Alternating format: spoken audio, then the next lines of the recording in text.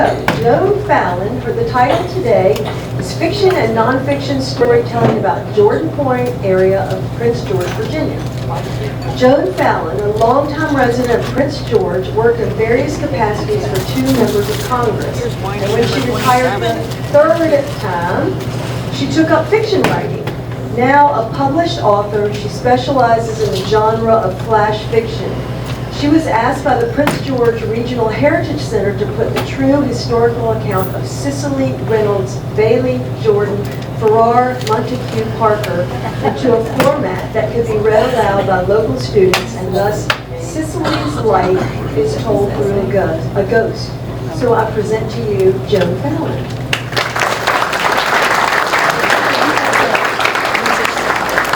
Can I put this on the podium and leave it?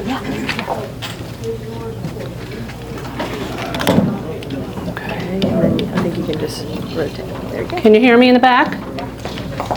Good.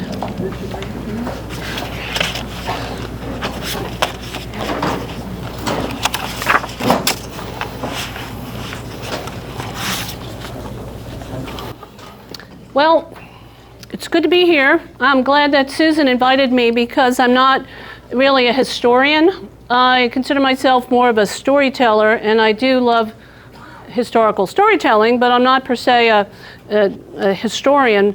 And my friends and my family often question the truth of my statements, since my colorful stories may or may not be true. If my tall tales are determined to be fiction, they often suggest that I write the story down, which I often do. If my tall tales are nonfiction, it just shows you how exciting my life as a retiree is. Today my presentation is called Fiction and Nonfiction Along the James.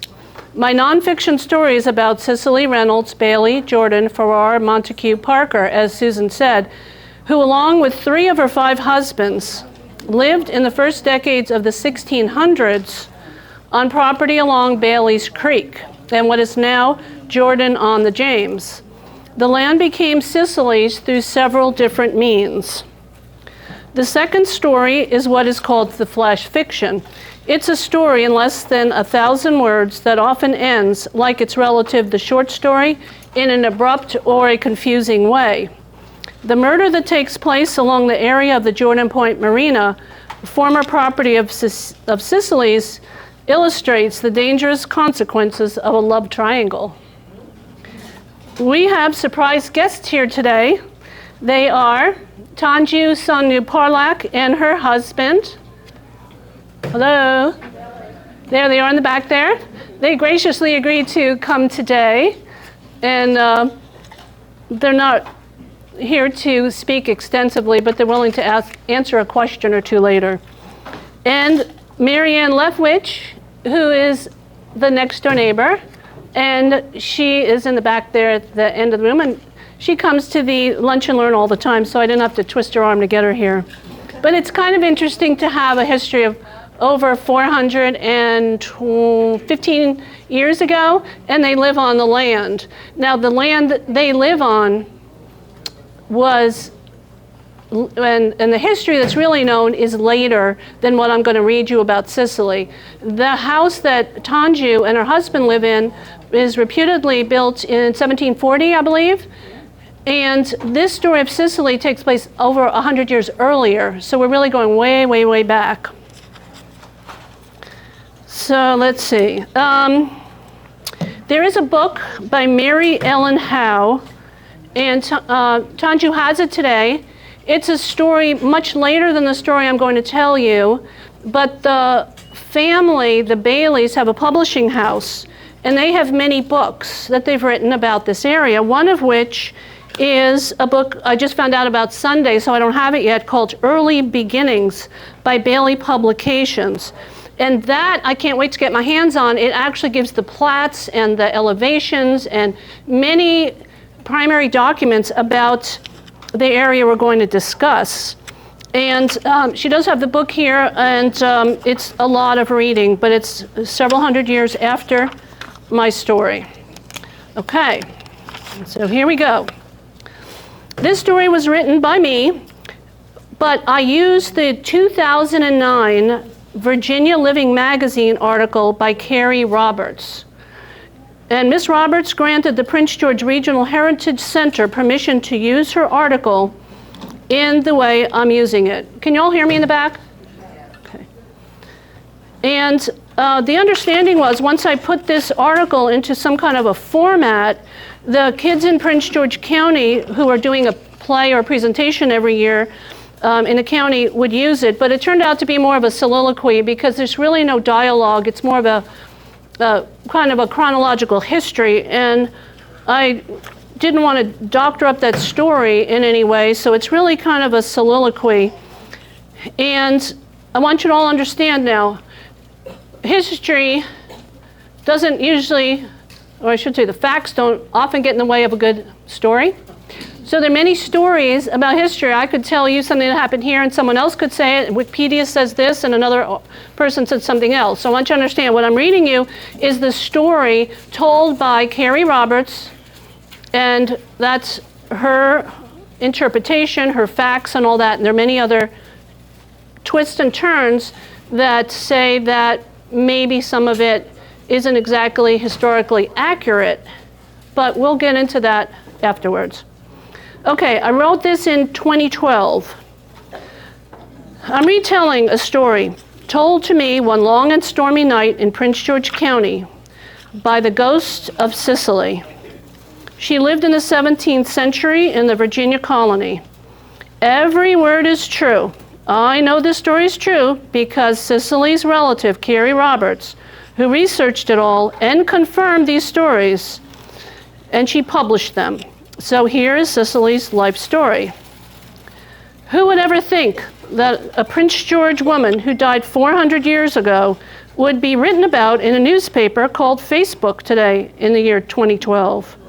I hear Facebook was started 100 years ago, but don't quote me on that.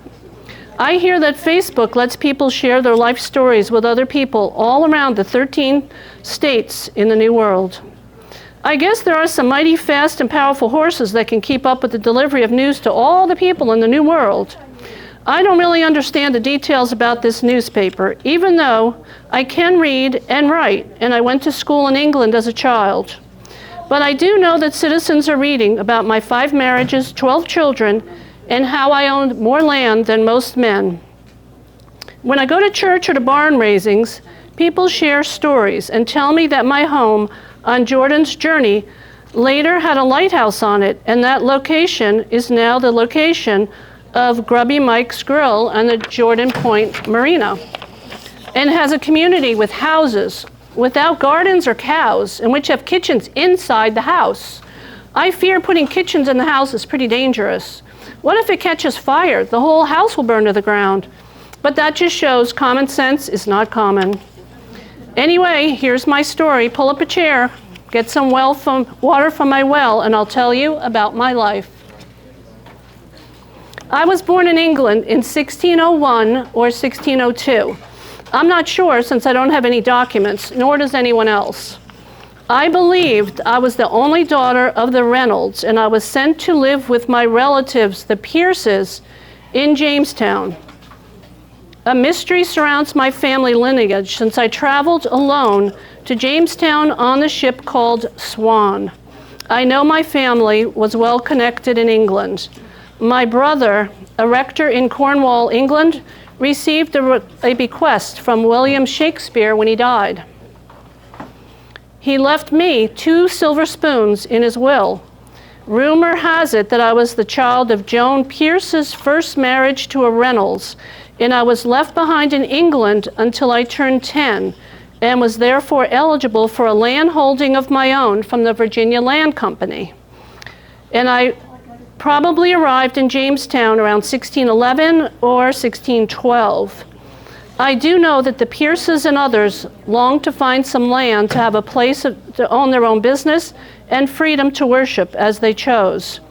They left all that was familiar and set sail for the New World with other relatives and close friends. Some of them were forced to land in Bermuda when a hurricane threatened to swamp them on the high seas. It took over a year, but they managed to rebuild 2 ships from the tattered remains of the boats they departed England on, and they sailed onward and landed in Jamestown. I arrived when I was about 10. The Jamestown settlement, later to become a fort, allowed the colonists the place to start a new life. We lived in dirt-floored cabins with other neighbors close by, and we built a church, stalls for the animals, and other necessary buildings. We had worship services and a sense of community. We were soon protected by the governor's soldiers. It was not like England in any way. There were no schools, no theaters, few books, hard conditions with the weather, and our lack of experience as farmers and tillers of the land. We struggled to survive, and many of our friends died. My first husband, who I married at about 15, Mr. Bailey, was among those who passed on in the early days of Jamestown. My name had become Cecily Reynolds Bailey. Don't worry about memorizing that name, because it'll change 4 more times in this story. Mr. Bailey was one of the governor's guards, and I gave birth to my first child, Temperance, while living at Jamestown. But Mr. Bailey soon died of malaria.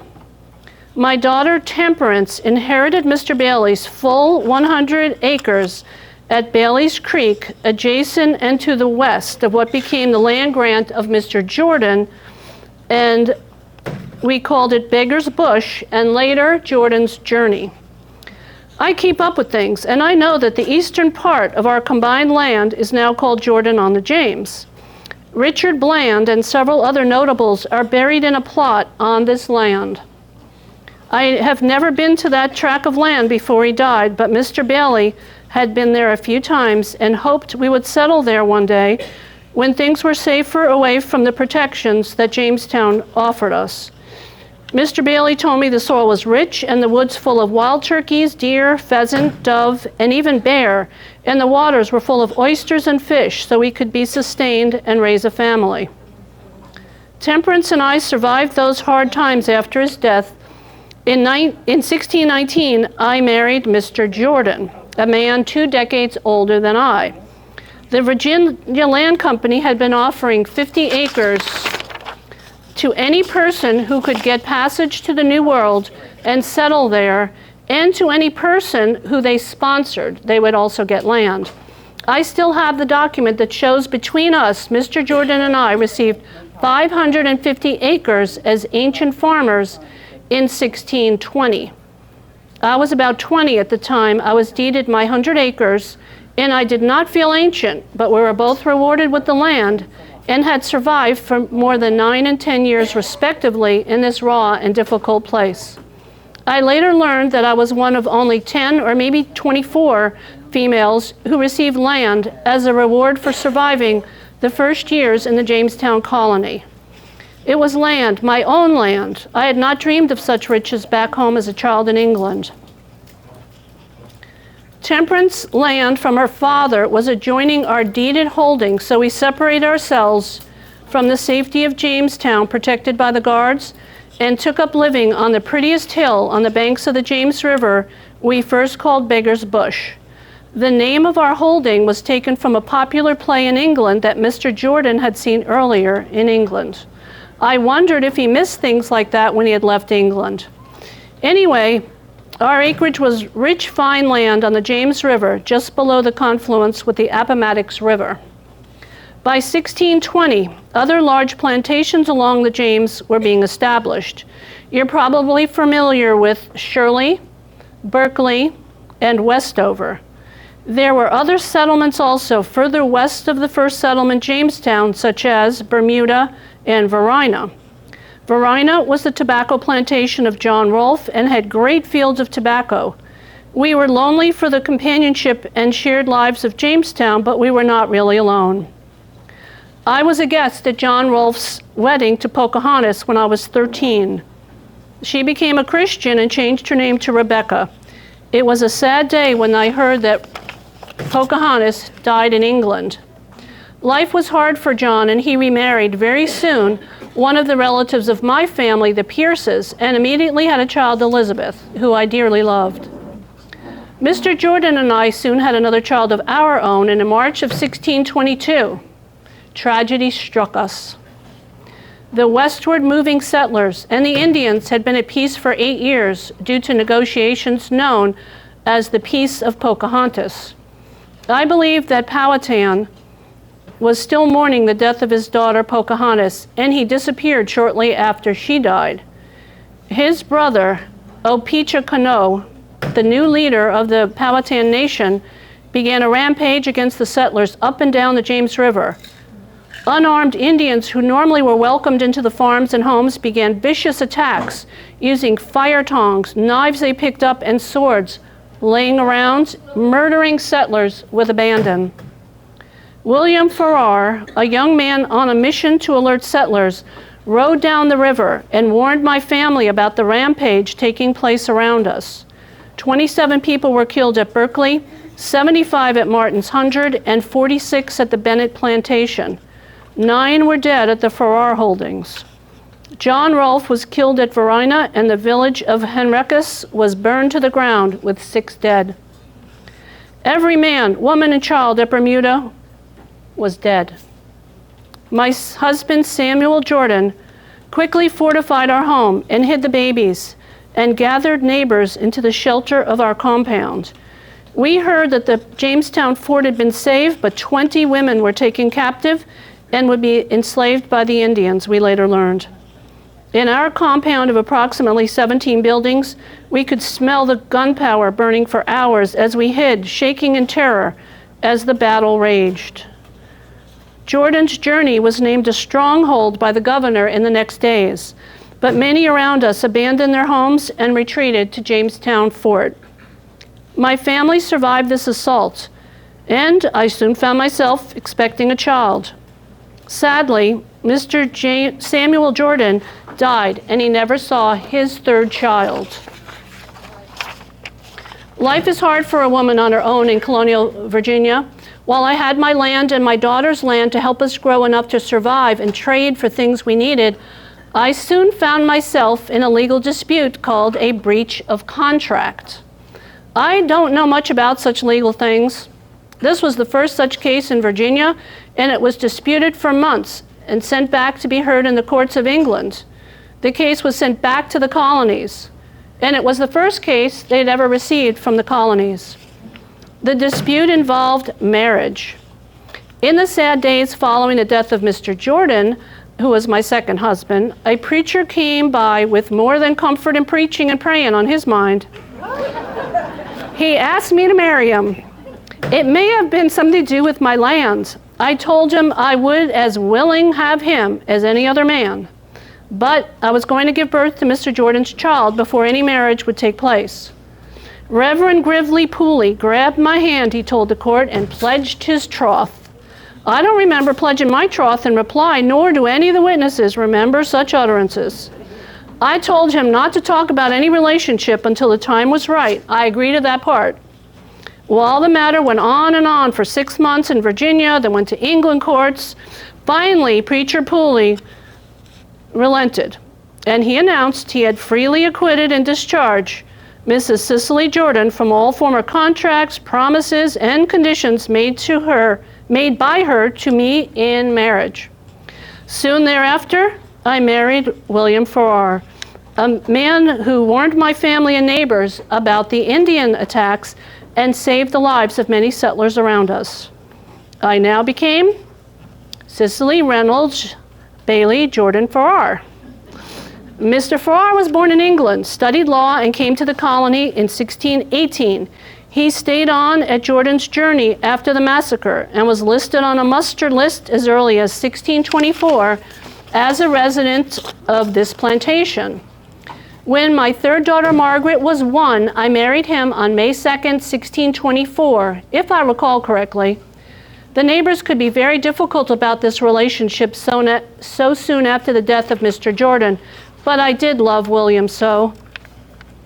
Those years after the Indian resurrection were hard.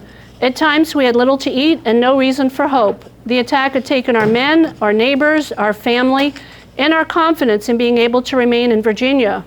But we were ambitious and hardworking, and we endured the hardships. We eventually added more indentured servants who helped us grow the golden weed, tobacco, much in demand in Europe. We became successful at this business and began to flourish. I am told that a list of our possessions in 1626 indicates we had grown to 42 people on Jordan's journey. We had 3 large houses, corn, fish, cattle, small arms, and powder. We had little time to stop and rest. You history lovers out there will be interested to know that the College of William and Mary are from this era around 1626. Evidence of her growing wealth was found on the site by archaeologists who found a gold ring, earrings, Delft tiles for the kitchen, Normandy stoneware, silver buttons and buckles for my husband, and rich fabrics for our home, woven with silver and gold threads. It was a time of hard work and the joy of the rewards of that hard work. Around 1630, we moved further west to a farm near the burned-out Henricus settlement. My husband, William Farrar, made frequent trips to Jamestown for the governor's council. We had 2 sons and a daughter, Cecily. Near our new home was Mount Malady, where settlers briefly settled as they moved westward. It helped them recover from the maladies of travel. I suffered my own malady there when William died in 1636. I was 37, and I remarried quickly. My name became Cecily Reynolds Bailey Jordan Farrar Montaque. Mr. Montaque was born in England and emigrated to Jamestown when he was 18. He owned a farm which produced barley, tobacco, and wheat, and he had patented land. I missed the river of the James, but my new home in the growing community of Nansemond was a pretty spot to settle. It was safe, and I grew to love it. However, we did not stay there long. We moved to the Northern Neck, where my husband was a member of the House of Burgess. It was a long marriage, and Peter died in 1659. I buried him on the North Riverbank. He left his soul to Jesus Christ, his Redeemer, and his land to me, his loving wife. He allowed me to be the executor of his estate alongside his son Peter.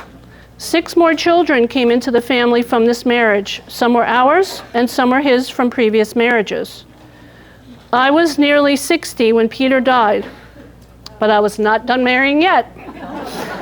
I was wealthy and independent, but I had never done well living alone. I soon married Thomas Parker, a Nansemond neighbor and a man who had come over on the ship Neptune with my 3rd husband, William Farrar. I became Cecily Reynolds Bailey Jordan Farrar Montague Parker. Thomas Parker was a widower with many children and lived on land adjoining Peter Montague. My marriage was short-lived, ending in the death of Thomas in 1664. At age 76, outliving most of my peers, I returned to Farrar's land near Henricus in a place that held special memories for me. The fact that family on my Reynolds side took the time to follow my steps from Jamestown to my death at Farrar's Island to document and rediscover the historical events that make up my life is rewarding, and I just hope this personal journey in the early days of America inspires and motivates you to endure your own struggles with hope and courage. The one added part of my story that Carrie missed is that various histories indicate that I was the great-great-great-grandmother of the first president of the United States, George Washington. So that's the end of the story as told by Carrie Roberts. Now, as you know, I'm not a historian, but I could answer a few questions, and I have my helpers in the back who may help me as well. Any questions on any of this? Yes, Mr. Gandel? You certainly, on the authority on Jordan James territory, there's a big placard there that says Edmund Ruffin was born near there. Do you know the exact place where Edmund Ruffin, who was allegedly the fellow that shot the first shot of the Civil War for Fort Sumter? That's not really true. He fired the first mortar that hit the side of Fort Sumter. So the myth and legend that said he shot the first shot, that's not true. He shot like the second or third shot. Well, you got to be accurate. But do you know anything about Edmund Ruffin's birthplace? Mr. Gandil asked if we know anything about Mr. Ruffin, who allegedly fired the first shot, but Mr. Gandil said it was actually the third shot. We have residents here who actually live in Mr. Ruffin's house, so I'm not sure if they want to answer anything or not. I wouldn't put them on the spot. What does he want to know about that? He thinks they were born, he might have been born there, but maybe you could, if you feel like it, he was born there as well? Okay. And she lives in Evergreen, the house that Mr. Ruffin had built. And that was on property we call Bailey's Point. And Tanju and her husband own all the way from what is Route 10 to the river down there, which is what many references, I don't know if you call it that, but many references call that kind of shotgun piece of property Bailey's Point. And it makes logical sense that it didn't go too deep because people want to live by the river for the soil and for the navigation and fishing and all that. I lived on the back of Bailey's Creek, and I lived on Sandy Ridge. If you go all the way to Sandy Ridge and Ruffin Road, a friend of mine lived there, and he could navigate his canoe down past Bailey's Creek. And then Ted Blanks, who a lot of you know from Hopewell, he had written a column where he took Bailey's, he went up Bailey's Creek with someone in a canoe, and he navigated his way up, because he was my next door neighbor, and he was navigating his way up that far. And I don't remember all the details from the article, but he could get up there, and then Mr. Wynn could get down the creek. I kind of lived on a little tributary, I guess you would call it, and wasn't much. But Mr. Ruffin, the house is very impressive, and the gates are particularly gorgeous. Absolutely gorgeous. And then Mary Ann Leftwich, who's here, she lives across the road, which is property of Mr. Ruffin as well. Do you have anything you want to add? Do what? Hers is called Evergreen. They named it East Evergreen across. Oh, okay, okay, okay. Alrighty, so in my study just about, like I said, I'm not a person that, reads histories and spouts them back. This was a story, which is what caused my imagination. And then, funny thing is, the stories that are disputed are because of the names. Cecily spelled very many different ways. Bailey spelled very many different ways. So as people were reading the history sometimes, I only read one thing that said Cecily could not have married Mr. Parker because she was married to Mr. Farrar at the time. Now that's quite a bit of difference in years, because Cecily married very early on when she was like 15, and then she died at 76. Mr. Parker died way on. So I don't think she was married to Mr. Farrar because he was way early on. But so there's a lot of stuff out there about it. But like I said, facts don't always get in the way of a good story. Okay. Any other questions that I can't answer?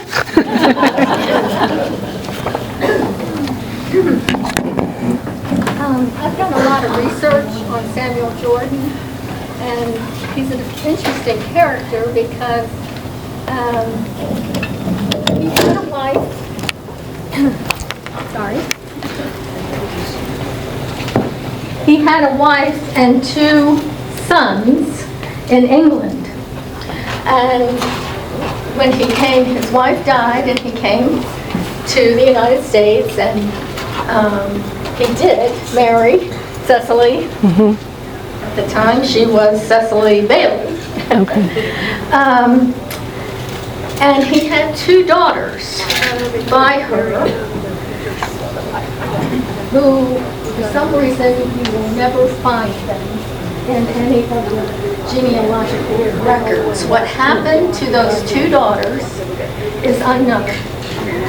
Also, he had the two sons that he had by his first wife reportedly came to the United States. Mm-hmm. But also, if you try to trace your genealogy to Samuel Jordan, it's not going to work, because the relationship of those two sons is not documented once they are in the United States as part of Samuel Jordan's lineage. Very interesting that once he was there, and many people try to claim that they are descended from Samuel Jordan, And I believe that they are. I believe that I am. But you can't prove it. I have been in touch with the society, the Jamestown Society, who said you can't prove it. There's nothing out there historically such that you can prove, anyone can prove that they are descended from Samuel Jordan. So it's an interesting, thoughts about the Jordan's journey. Yes. Thank you. Yeah. I have read repeatedly that he had 3 sons, one of whom went back to England, went to Oxford, got educated, and came back to the United States. So there's a lot of snippets of information, true or not, we don't know. It can be very difficult tracing records for sure. But it's an interesting study nevertheless. One other thing before I end this is, my father died in around, died 1998. I didn't get a hold of this story until 2012. And in my father's records, I found information about Cecily's granddaughter who moved to Maryland and had a family and all kinds of family trees. And that was in my father's documents. My father had nobody, no cousins, no brothers, no sisters, and I don't really know what all that's about, but we hadn't discussed it because my father was dead before I heard this story. And so I really haven't spent the time digging into that. And I've had other things, but it's kind of interesting. This kind of stirred it up. I may see what all that is about. But okay, so now I'm going to read a story about murder on the James River. As I said earlier, flash fiction is a story of 1,000 words or less, and they're very popular. There's tons and tons of magazines and storybooks that focus on flash fiction. I have the attention span of a flea, so it's a really good genre for me because I can just write a story. And my fellow writer here, Kirby Lampersberger, and Mr. Tom Coe, and a few of us here are encouraged to do our writing through the Appomattox Regional Libraries program that Jimmy Nickerson's heading up, called Poetry, Prose, and Pizza. I've been involved for 8 years, and it encourages me to write my stories, and the group reads them. We don't really critique each other, but we have poetry and song and plays and novels and children's things and histories, and some things that have been divulged for the first time by people to their community. And it's a lot of fun. I encourage you all to get out and do it. It's every 3 months. Schedule changes somewhat, but it's at the Prince George Library, and we have a lot of fun. And it gives you an incentive to write. Right, Kirby? Right, Mr. Tomko? We have fun? Fun, and we get pizza, and we just have a good old time. You never know who's going to come. One of the young ladies was in the runner-up for being the Virginia Young Poet Laureate. I don't know what's happened to her. Another girl was a songwriter, and she had a band, and she went around and was trying to get to be like a front, whatever you call it, when a band goes before the big band. She was trying to get a gig doing that with her band. So there's all kinds of writing involved. But, okay, so now if you could picture Route 10, and you get to Ruffin Road, if you're heading east, on the left is where Tanju and Marianne Lefwich's property is. That is called, historically, Bailey's Point. If you go a little further east, everyone knows where the Benjamin Harrison Bridge is. And that is believed to have been the Jordan's Journey, the Beggar's Bush, and now Jordan on the James. If you go across, before you get to the bridge, there's a marina down there, and I spend a lot of time down there, and it's there's so much going on there, and so many stories I've written, and that's where Cecily's house was. When she said it was online, that's where Cecily's house was originally. That also is where Richard Bland is buried. Y'all have probably been there. Has anybody been to his gravesite? Yes. Okay, it's worth driving next time you cross the bridge. Right as you get into the Jordan Point community, you make the first street right, and then you make an immediate right, and go down by those townhouses, and there's a burial site there. It's pretty interesting. And that, I believe, a little further, what would have been north, is where they did the excavating, and they found the things Cecily mentions, the tiles and the jewelry and the fabric and all that. What happened was they were building the homes there, and they found some stuff, and William and Mary was called in and given a very limited time to go excavate, and that's where they found some of these items. And there are some of these items of Cecily's family at the Prince George Heritage Center, so y'all need to go there as well and see some of the wonderful history. But okay, here, this is the fiction. Murder on the James River. It was hardly the kind of night you would expect a seaplane to be departing from. Can you hear me in the back? I moved the mic. Okay. Let me start again. It was hardly the kind of night you would expect a seaplane to be departing its Prince George dock. Storms threatened and wind swirled in the coves, pulling down unsecured clothing and fishing equipment. But as Bobby watched the action across the river from his Charles City home through his binoculars, he clearly saw a man loading suitcases aboard the small plane along with a few boxes. The man was Gail James, a chef, film producer, and sometimes drug dealer when things got tight for him. You had to know Bobby to know he was occupied with the binoculars because of the lady who lived at the riverfront house across the river, his lady love. Unfortunately, his sweetie, Claudia, was Gail's wife as well. Wondering if Gail had finally been thrown out and dismissed as a husband, Bobby found himself praying for the weather to hold off until Gail landed across the river at his girlfriend's house. Was this what they call a love triangle, he asked himself? But sadly, he answered himself. This was no love triangle. It was a very messy and brutal way to love a woman. Normally, he would get his boat out of the slip and visit Claudia, knowing Gail would be gone for a few hours. Today, he saw the futility of crossing the river in a storm and getting back by boat through the blowing winds and off-course tugboats. So he stayed, waiting and watching the shoreline until dark fell completely. He went inside. He turned on the radio, and he took a drink. Then another, then a double.